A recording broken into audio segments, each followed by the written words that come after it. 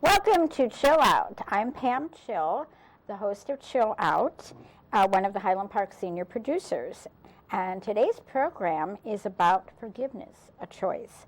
I'm delighted to have once again as my guest, Erwin Aloff. Thank you again for appearing. We're talking about a totally different subject. And I'm just going to give you a brief introduction. You're educator, mentor, facilitator for the Mankind Project. And after they finish the men's group Mankind Project, you actually facilitate the workshop for forgiveness, a choice. So welcome again. Well, delighted to be here, Pam. Yes. Thanks for inviting me. Thank you. So just tell me a little bit about the process of the workshop. Well, that's what I intend to do today. When the men come in or the women come in, because it's for men and for women, and even for some of their children that are 18, 19, 20 years old, I first have them just sit and relax, take some breaths, and get them there. And I ask them to bless themselves for having the commitment and the courage to do a forgiveness workshop.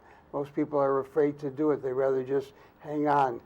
So after I do that, I make very clear to them, undoubtedly, no doubt about it, for sure, completely understand that forgiveness is about them. It's for them. It's not for the person that they are here to forgive. They are here for themselves because it's a benefit to them. So they have to be selfish about it and realize it's for them. And it's something that's absolutely, it's getting the burden off my back so I can go past my past and go into my present and be able to live a life of joy and contentment and peace rather than having this. In fact, what I do as a metaphor for that, I ask them to get a partner, and they walk around with the partner on their back and see how they can walk with having someone on their back and how that feels. Well, that's how it is if you don't let go of forgiveness. You've got this heaviness about you, and you just can't live your life in the present because you're dealing with your past hurts and what happened to you. Mm-hmm. So that is basically the purpose of that, to do that. Yeah, to get them off the back. In fact, let me read something absolutely. that I got from the book from Jack Kornfield, After the Ecstasy, the Laundry. He talks about a meeting between two prisoners, and one of the prisoners says to them, "Have you forgiven your captors?" And the other replied, "No, I will never forgive them. What they did to me, they deserve to be punished. I will never forgive them for what they've done. Never." And the first ex-prisoner looks with kindness at his friend and says, "Well, then they still have you in prison, don't they?" Yeah. That is, it can be, not forgiving can be so toxic to, your mindset and your health and not letting you go forward. Exactly. In fact, it helps you with your physical, with lowering blood pressure, psychologically, less depression, less anxiety, living in the present, better relationships, and you might even think of spiritually, if God can forgive or a higher power can forgive, why can't I? But it's not easy. I like the quote by Nelson Mandela, who certainly learned how to forgive after 27 years being incarcerated, who said, "Resentment is like drinking a cup of poison and hoping it kills your enemy." Kind of crazy, right? Very profound, though. I mean, I can understand why he said that. Now, are there some things that you are unforgivable? I don't think there's anything that can be unforgivable. If someone could be in a Nazi concentration camp and Nelson Mandela could have been in prison for 27 years, then there's nothing that's unforgivable. It might take more time. It's a process. It's not easy. In fact, let me read what Smead says. Lewis Smead, at The Art of Forgiving. He's a theologian. And he says, "Forgiveness is love's toughest work. Our sense of fairness tells us people should pay for the wrong they do. But forgiveness is love's power to break." In fact, your husband's a doctor, correct? And so he knows about stents. Yes. Well, stents open up our arteries for our physical heart. I think about forgiveness as a stent to open up our emotional heart so we can have acceptance, we can have compassion, we can have empathy, and we can have better relationships with the people that we care about and not just hold on to grudges and have tightness and worrying about yesterday. It's letting go of yesterday and letting today be. So let me tell you what the process is. Yes. Okay, first. I'd love to know. Let me first, before I do that, let me tell you what it isn't, because this is really important. It is absolutely not condoning the behavior. We're not saying what that person did is right. It was wrong. We're not denying the behavior. What it happened, happened. And we're not forgetting the behavior. Forgiveness is not a mental amnesia. And the one that a lot of people appreciate, it does not mean you have to reconcile. So in other words, if there's an abusive relationship and you want to forgive the person, that does not mean you have to go back into the relationship just because you've forgiven them. That's your choice. Now, all of this is about having a choice about what you want to do with your own life. It's all about that. So let me go into what the process is. I first have them do a guided meditation. We're in the back of a theater and they're watching a screen, and I get it so that they are not emotionally involved. They're just watching the screen, and they see the scene about where this, whatever it was that happened to them, and the person they're there to forgive, and seeing what takes place. And then I have them write that down, what it was, and what happened. And then what they do is they share that with a partner. So the reason for that is so that people can realize they're not alone. People think they're the only one that have this kind of problem. They're not alone. They're a part of what it is about being human. We get hurt. We hurt people. People hurt us. And the question, do I hold on to the hurt, or am I willing to let it go so I can lead a better life for myself? Okay. And after we do that, what we do is I have them go through the different emotions, anger, and write about their anger about it. Damn it, that son of a so-and-so. Right. I want to kill that guy. I hate what you did to me. Damn it, you had no right to do that. And to be able to write about all the things that they're angry about. And then all the things that they're sad about. Geez, I'm sorry this happened to me. I'm sorry that I feel this way. I feel awful about it. And their shame. I feel so ashamed that I allowed this to happen. So sometimes it's a self-forgiveness to yourself. Sometimes it's self-forgiveness. Absolutely. I'm glad you picked up on that. Sometimes the workshop, if some of the men or the women that come to the workshop have to do forgiveness for themselves. Yes, I might bring that up later about what self-forgiveness is. So they write down all of these different things these different feelings that they have, and I have them write one of the feelings on one page, and so they can do for homework if it's a two-night workshop. I have them continue writing if they choose to, if they have more things to write about it. And so they've just written it, but they haven't expressed it. I then give them the opportunity to get angry. And to be able to express that anger, to say it with their fist or with their voice, whatever way, and to get into their feelings of, I'm feeling sad about this. And this is what I feel shame about. I'm really feeling shame that I didn't stop this earlier, that I didn't say something. Disappointment. Right. There's so many emotions involved. Absolutely. Right. So I go through all those emotions, and it gives them the opportunity to release. So the first part of it is, so it's not denying it, as I said. It's not denying it. You're really dealing with the emotions and all the painful parts about that, and then being able to release that and get that out. So that's the beginning of the workshop, and it's very, very important. Then I go into a part about, which is very interesting. I have them do two things. I first have them demand. So I'm going to pretend you're the one, Pam. Clearly you're not the one. You're a sweetie pie. You don't know me that well. So I demand that you apologize to me. I demand you apologize to me. If you don't apologize to me, I'm going to hate you. You better apologize for what you did was wrong. And I want them to express that fully.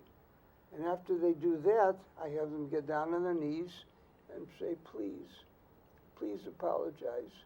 Please tell me what you did was wrong. Please do that. And I do that so they find out what? What do you think happens then? What do they realize? Who's got the power? They have the power. They've got the power. Right. Yeah, and Not the other person. Well, the other person's got the power if they expect the other person to forgive them, to say something, I apologize, then you're giving that person the opportunity to do that and the power to do that. But I want them to take the power and realize it's their choice and this person might never apologize. So I'm not dependent on you, not you obviously, but that other person. I'm not dependent on them to be able to do it, to forgive, to say, I apologize, for me to let go. It's my deciding to let go for myself in spite of what you do or don't do. And I have them write that. I would like you to apologize. However, I understand and accept, this is the big one, and accept that I might never totally or even partially get what I want and deserve from you. Because they might never get that. And they're just hoping that they get that from the other person, and it might never happen. Right. Or it's a confrontation, you don't deal with that person anymore at all. That's right. right. I mean, it could be in the workplace, too. Right, it could be any place. Right. There's so much competition in the workplace where somebody could have, taken your idea and they got the promotion and you ended up being let go. Things can happen. Right.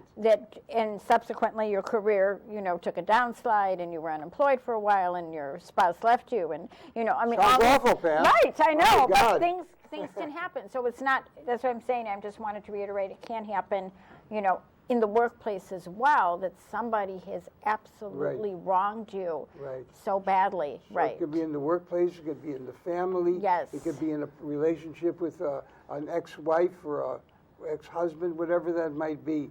So wherever it is where you've been hurt, been wounded by someone else, they've done something that you believe is absolutely inappropriate and you did not deserve it, then that's the reason why you want to get this off your back and be able to live in the present and not stay in the past. So after I have them have this person apologize and realize they don't have the power, they write that sentence down and they realize now they have control of their life, and I ask them the question, so who's responsible for your life? And the answer, of course, is I am. They realize that. So I'm responsible for the choices I make now, and I'm not going to give that responsibility away to another person and have my life dependent upon how you feel about me. That's just not acceptable to me. I'm not willing to do that. I then tell a story about a man who goes to a store, a department store. He wants to buy a suit, a new suit, and it's a really special kind of suit, a three-piece suit with stripes and all. And he goes to the store, goes by a store, and all of a sudden he sees a suit there. It's in the window. It's in the window. My God, I couldn't believe it. The suit's in the window. And he goes to the store and he opens and the door's locked. And he opens it again, and damn it, the door's locked. He can't get in. So he walks away feeling dejected, of course, goes back to the next week, and amazingly, it's still in the window. It's still in the window. And so again, he goes to the door and tries to open it, and it still doesn't open. And he realizes the fact you got to go to another place. If you don't get what you want from this particular person that you're there to forgive, where do you go to? So I asked him some questions. I said, what did you want to receive from this person? What did you really want, and what did you need for them? And I have them write that out. And it's usually I wanted love, I wanted respect, whatever it might be. But they're getting it out of their system and know what it is that they want.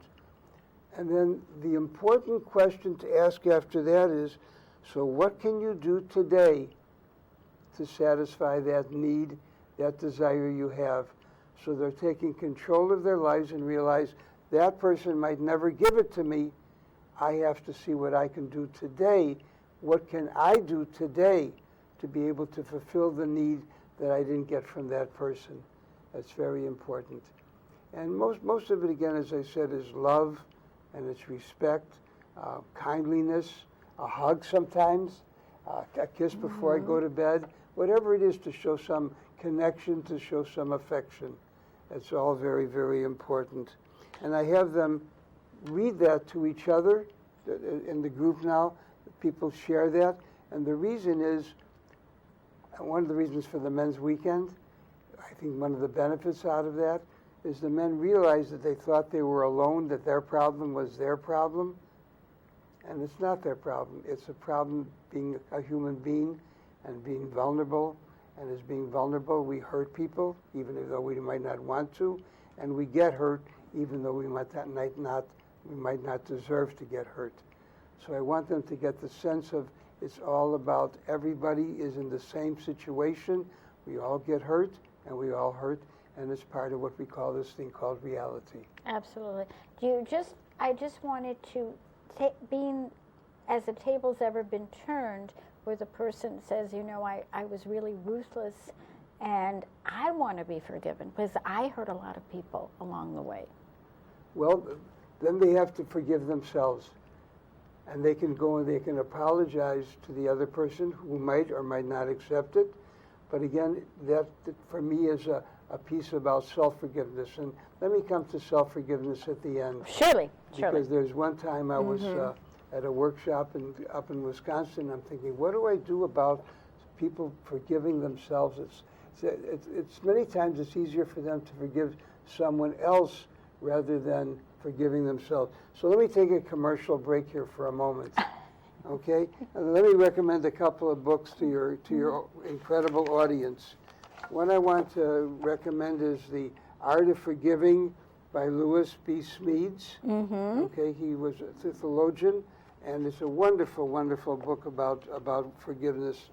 And the other one is more of a process, again, where I got the title from for the workshop, Forgiveness is a Choice, by a professor named Robert D. Enright, who was a professor at University of Wisconsin, and he does workshops on forgiveness. So I wanted your audience to know what they are. But there's one problem. Thank you. There's one problem. You can't read a book and forgive. Just like I can't read a cookbook and bake a cake. I can't read a book about exercise and all of a sudden my muscles get stronger. That's right. I actually have to do it. I actually have to say I'm willing to forgive.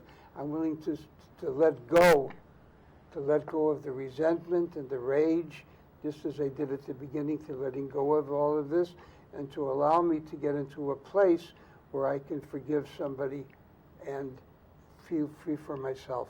And again, I'm doing it for me. The forgiveness is for me. Do you have any questions about that so far, Pam? On the forgiveness, we talked about many aspects, self-forgiveness, love forgiveness, spousal forgiveness, family forgiveness. Right, father, mother, siblings, a right. lot of sibling problems Right. about doing wrong Right. to one another. We talked about it on the job. What if you weren't victimized, but somebody very close to you was? Nothing was done to you, but, it's like, whose side do you support? That was a question that I just, let's say, it's siblings, and one sister did something absolutely terrible to, another sister, and, how do you go in the middle? I mean, what is the role? I don't go in the middle. Right, or brothers or whatever. Right, if one of them, if they wanted to forgive the other one, would have to come to the workshop and go through the process of doing it. So I don't do this workshop as an individual. I don't do it as therapy. I do it as a workshop where people can see what other people are going through, and it's a process.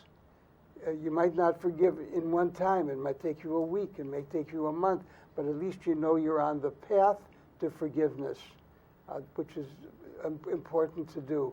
Realize it's not magic, Pam.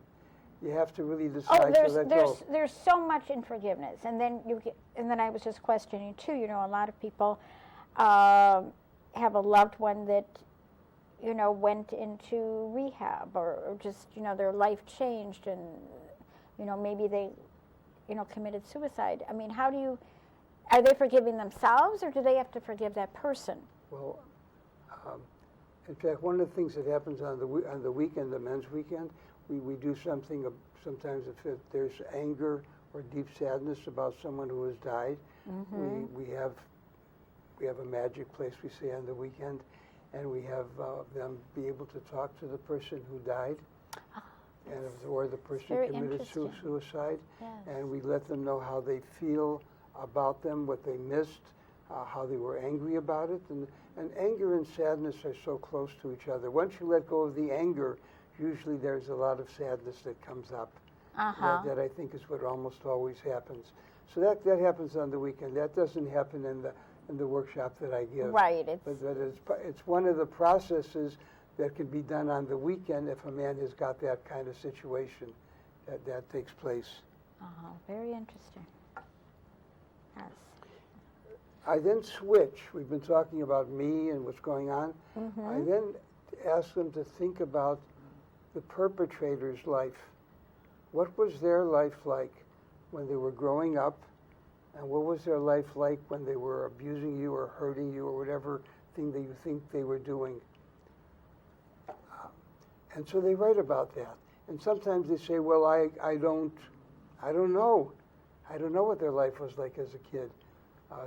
And I do it with one of the mantras in the Warrior Weekend is, well, then make it up, pretend you know.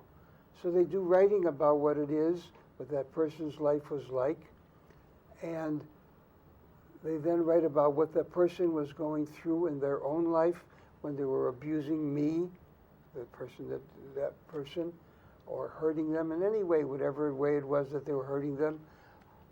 And they write that, and again, they then share that with the partner, and then they perhaps share that with the group. And the reason for that is they say, so what did you get out of doing that? And what I want to get, and which I almost always hear them say, well, I got a sense of empathy and a sense of compassion, and I never realized about what they were going through, how it impacted them, and therefore it impacted me. So they weren't doing it because they were bad people. They did it because they were hurt in their lives, or they were dealing with something that was difficult for them, and therefore what they did is they took that out of me, or they couldn't give me what I needed because they had never learned what it was to give love. They never learned what it was to hug somebody. They never learned what it was to read a bedtime story, whatever it might be. So they just didn't grow up in that family environment. Right. So they can't give what they didn't have. And so when there's compassion and empathy, that allows you to get so much closer to a place of having forgiveness, because you now understand that the other person is fallible, as we all are, and have their own wounds, and that person has their own wounds, and they have to understand that, accept that, and come to that place of compassion about that. Yeah, that's really an important element of the workshop, that they get that piece. Yeah. Do you ever encounter resistance, that people are like, I don't want to go into that other person's life, I don't care, whatever, it was inexcusable? They never say they don't want to do that, they say they don't know. I don't know about their life. Right, because you don't know. But they don't say, I'm not going to do that, I don't want to deal with them at all. They're here to deal with them so they can free themselves. So they're willing to do that. But I said, well, as I said, just write down as much as you know about it, but you certainly know what was going on when they were dealing with you. So please make sure you do that. And men listening to the other men or the other women in the workshop and realizing how important it is to get to that place of compassion and empathy, and realizing that all of us screw up one way or another in our lives, but not consciously always, sometimes unconsciously, not even knowing they've done it. So finally, people don't know the harm that they've harmed people. They usually don't. They might not know it. Right. Some people do it on purpose because they were hurt. They'll hurt someone else. But some people don't know what the other person, what a child needs.